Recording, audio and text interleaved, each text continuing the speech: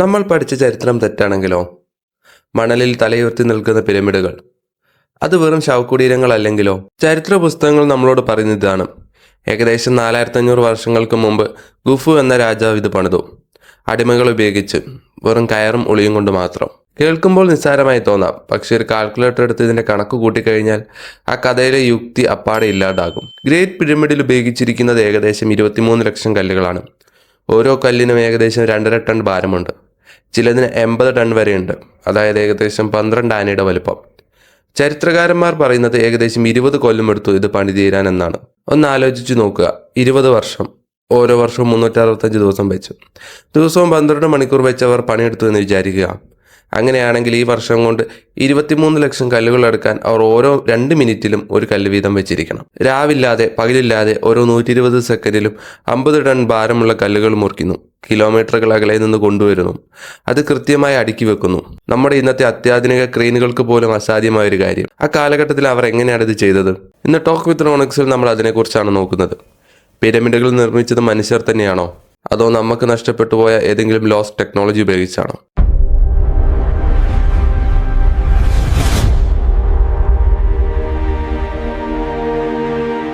ഇതിന്റെ വലിപ്പമല്ല അത്ഭുതം, മറിച്ച് ഇതിന്റെ പ്രിസിഷനാണ്, അഥവാ കൃത്യത. നിങ്ങൾ പിരമിഡിന്റെ 2 കല്ലുകൾക്കിടയിലേക്ക് നോക്കൂ. അവിടെ ഒരു കടലാസ് കഷ്ണം കയറ്റാൻ പറ്റില്ല, അല്ലെങ്കിൽ ഒരു റേസർ ബ്ലേഡ് പോലും വെക്കാൻ സാധിക്കില്ല. അത്രയ്ക്കും അടുപ്പിച്ചാണ് അവർ വെച്ചിരിക്കുന്നത്, സിമെന്റ് പോലും ഉപയോഗിക്കാതെ. പിന്നെ ഇതിന്റെ ദിശ. ഈ പിരമിഡ് നിർമ്മിച്ചിരിക്കുന്നത് കൃത്യമായ വടക്ക് ദിശയിലേക്ക് ഫേസ് ചെയ്താണ്. കോമ്പസ് കണ്ടുപിടിക്കുന്നതിനും ആയിരക്കണക്കിന് വർഷങ്ങൾക്ക് മുമ്പാണിത്. ആധുനിക കാലത്ത് നമ്മൾ പണിത പാരീസ് ഒബ്സർവേറ്ററിക്ക് വരെ 6 ഡിഗ്രി വ്യത്യാസമുണ്ട്.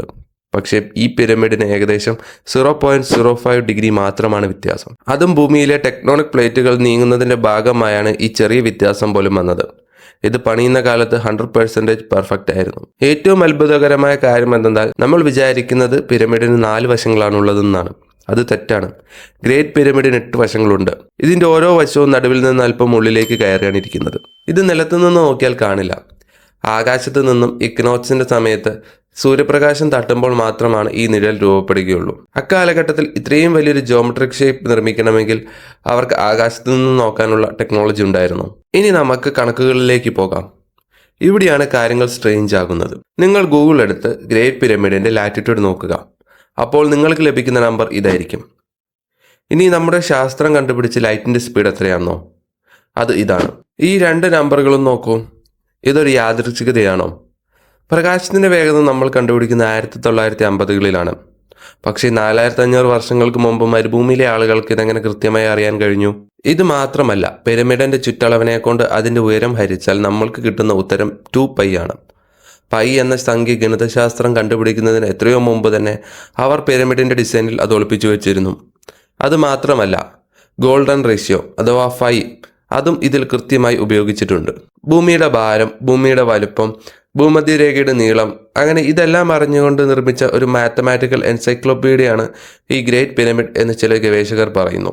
ഗിസയിലെ 3 പിരമിഡുകളിൽ 2 എണ്ണം വലുതും 1 ചെറുതും വഴിമാറിയുമാണ് നിൽക്കുന്നത്. എന്തുകൊണ്ടാണ് അവർ ഒരേ വരിയിൽ ഇത് പണിയാതിരുന്നത്? അവർ ആകാശത്തെ പകർത്തിയതാണ്.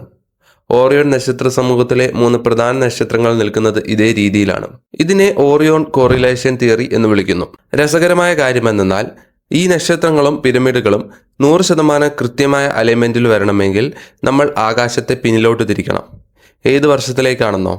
ഏകദേശം BC 10500. അതുകൊണ്ട് പിരമിഡുകൾക്ക് 10,000 വർഷത്തിൽ മുകളിൽ പഴക്കമുണ്ടാകാമെന്ന് ചില ഗവേഷകർ പറയുന്നു. ഇതിന് തെളിവായി സ്ഫിനിക്സിനെ അവർ ചൂണ്ടിക്കാണിക്കുന്നു.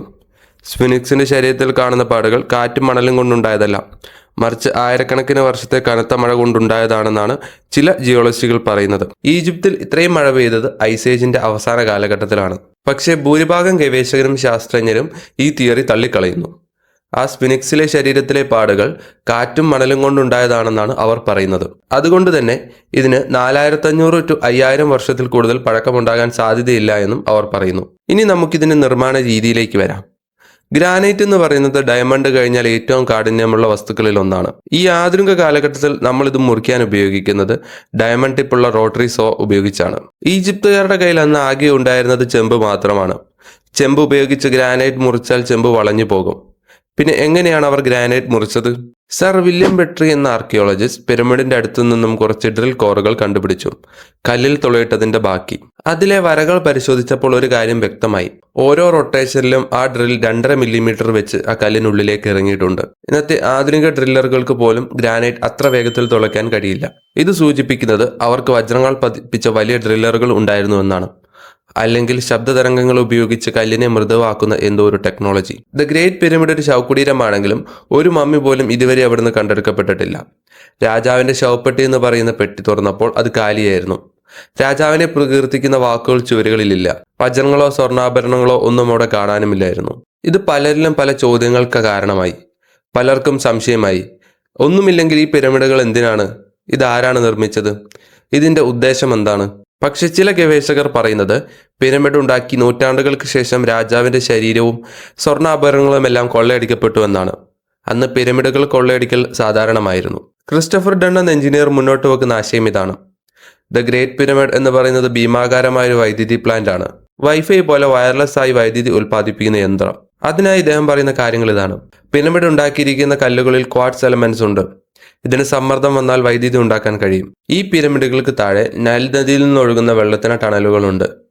ഈ വെള്ളത്തിന്റെ ഒഴുക്ക് പിരമിഡുകളിൽ ഒരു കമ്പനമുണ്ടാക്കും. ഈ വൈബ്രേഷൻ മുകളിലേക്ക് വരുമ്പോൾ ഗ്രാനൈറ്റ് കല്ലുകൾ വൈദ്യുതി ഉണ്ടാക്കുന്നു. പണ്ട് പിരമിഡിന് മുകളിൽ സ്വർണ്ണത്താൽ പൊതിഞ്ഞൊരു ക്യാപ് സ്റ്റോൺ ഉണ്ടായിരുന്നു. ഇത് ഈ എനർജി അന്തരീക്ഷത്തിലേക്ക് ബീം ചെയ്യുന്നു. നിക്കോള ടെസ്ല സ്വപ്നം കണ്ട അതേ വയർലെസ് എനർജി സിസ്റ്റം. ടെസ്ലയുടെ വാർഡൻ ക്ലിഫ് ടവർ പിരമിഡിന്റെ അതേ തത്വത്തിലാണ് പ്രവർത്തിക്കുന്നതെന്ന് പലരും വിശ്വസിക്കുന്നു. ഈജിപ്തുകാർ വൈദ്യുതി ഉപയോഗിക്കുന്നുണ്ടായിരുന്നു എന്നതിന് ബാഗ്ദാദ് ബാറ്ററി പോലുള്ള തെളിവുകൾ നമ്മുടെ മുന്നിലുണ്ട്. നമ്മൾ വിചാരിക്കുന്നത് ചരിത്രത്തിലെ ഏറ്റവും ബുദ്ധിയുള്ള മനുഷ്യർ നമ്മളായിരുന്നെന്നാണ്. പക്ഷേ 4500 വർഷങ്ങൾക്ക് മുമ്പ് കമ്പ്യൂട്ടറും ലേസറും ഒന്നുമില്ലാതെ അവർ മരുഭൂമിയിൽ പണിതു വെച്ച ഈ അത്ഭുതം നമുക്കൊരു ചോദ്യചിഹ്നമാണ്. ഇത് അന്യഗ്രഹ ജീവികൾ പണിതതാണോ? അതോ പ്രളയത്തിൽ നശിച്ചു പോയ നമ്മളെക്കാൾ വികാസം പ്രാപിച്ച മുൻകാല മനുഷ്യവംശം നിർമ്മിച്ചതാണോ? ഉത്തരം എന്തു തന്നെയാണെങ്കിലും ചരിത്രത്തിൽ നിന്ന് നമുക്ക് ഒരുപാട് കാര്യങ്ങൾ നഷ്ടപ്പെട്ടിരിക്കുന്നു. ചരിത്രത്തിന്റെ മണലാരണ്യത്തിൽ നഷ്ടപ്പെട്ടു പോയ ആ അറിവുകൾ എന്തെങ്കിലും നമ്മൾക്ക് തിരിച്ചു കിട്ടുമെന്ന് പ്രതീക്ഷിക്കാം. ഈ വീഡിയോ നിങ്ങൾക്ക് ഇഷ്ടമായ ലൈക്ക് ചെയ്യുക, ഷെയർ ചെയ്യുക. പിരമിഡിനെ കുറിച്ചുള്ള നിങ്ങളുടെ തിയറി എന്താണ്? കമന്റ് ചെയ്യുക. അടുത്ത വീഡിയോയിൽ ഇതിലും വിചിത്രമായ കാര്യങ്ങളാണ് നമ്മൾ നോക്കുന്നത്. അതുവരേക്കും it's me Ivin Jose signing of.